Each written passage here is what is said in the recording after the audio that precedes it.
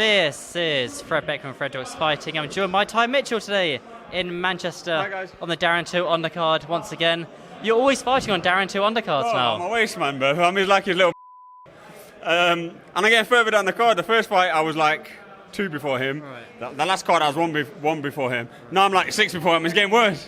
You're getting demoted. I'm getting demoted, but fair play to him. Listen, he's got a bigger name than me, so rightfully, if that's the position he's got, fair play to him. We all have to work for our position. Do you know what I mean?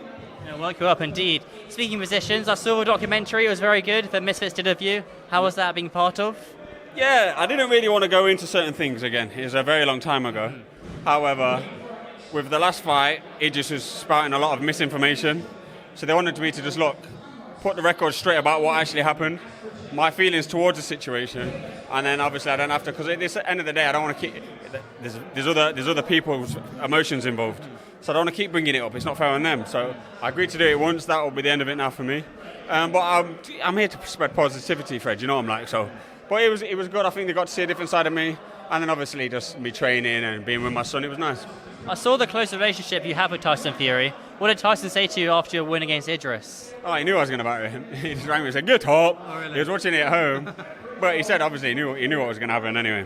So the Idris's Vertigo's DMs from Tyson Fury, they were fake? Of course it was fake. I said I've never spoken to the guy in my life, and he's not going to tell him he won the fight, is he? Because obviously he didn't, and he's not going to go against me for some random man he'd never met. So I think he was going. I was actually a bit worried initially for Idris at the start, quite soon after the fight, because I thought he was actually going for a bit of a mental breakdown, like saying boxer are going to take it off. So I literally messaged him and said, "Bro, look, boxing's not life. Life's far bigger than boxing.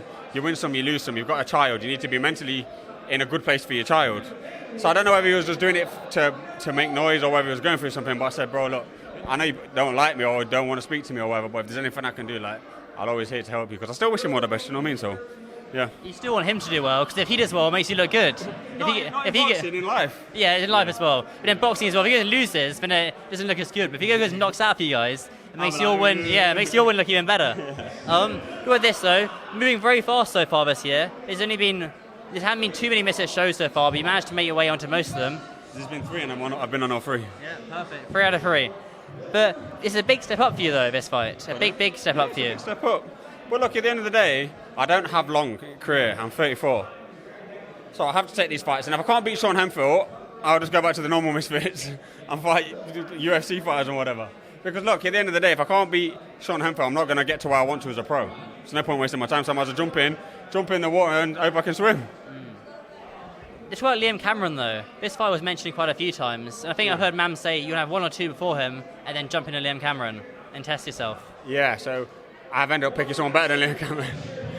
Mum was like, bro, like you're meant to get a few to get used to the rounds, and then you've ended up picking someone that's actually better than Liam Cameron. So I was like, this gives me a world ranking, so it's going to be a bit now. It's going to be like, once I beat Hemphill, it does it make sense straight away to fight Liam Cameron, because it's not going to get. I want to get to the top quick, and it's going to bring me back. If the money's good enough, I'll do it. But really, I'm just trying to get to the top as soon as possible. So if you beat this guy on Saturday, where will you be ranked? I'll be ranked 14th with the IBF. Oh, okay. But I want to fight another fight at the end of the year. I want to fight someone in the top 10 or in the top 5, probably, preferably. It just depends if we can get them. But I want to get to the top as soon as possible, bro. Take risk and prosper. I'm going full steam ahead, swinging and hoping for the best. And so what's your aim? To fight for a world title, which is obviously a dream. How old do you think you will be when you fight for a world title? What's the earliest? 36, 35, 36. So I'm 34. So maybe like another year and a half, because I feel like I can be in like a world title contention, like be mandatory by the end of next year. But then obviously waiting for a belt to come free and fights is a bit political, so I don't know. But I think by the end of next year, I should be like ranked number 1. Okay, pretty nice. God willing. Yeah, God willing. But oh wow, the lighting's gone pretty nuts. There we go, a lot better. In terms of the IBF's a good one to be ranked with, because the IBF are always very, very strict. Yeah. So they're definitely a good one to get in there with. Let's just go through the card though. Darren Till versus Luke Rockhold. What are your thoughts on this matchup? I don't know nothing. I don't watch UFC. I don't really watch boxing, so UFC I definitely don't watch. I'm going to favour Darren Till, because one thing that impresses me about Darren Till is, for saying he's come from MMA, he's a very good boxer. I rate him as a boxer, so I'm going to go with Darren Till for that one. And then Salt Pappy, Tony Ferguson. Or do you not know them? So obviously I know Salt Pappy. I've heard of Tony Ferguson, but I've never seen him fight. So I'll go with Salt Pappy because I think Salt Pappy's a very good slick boxer. In Dillon, Danis, Warren Spencer in MMA. It'd be cool to see MMA in the ring. Yeah, I've never seen either of them fight. You never watched Dillon vs. Logan back in the day, Prime card? Oh yeah, I did see that fight.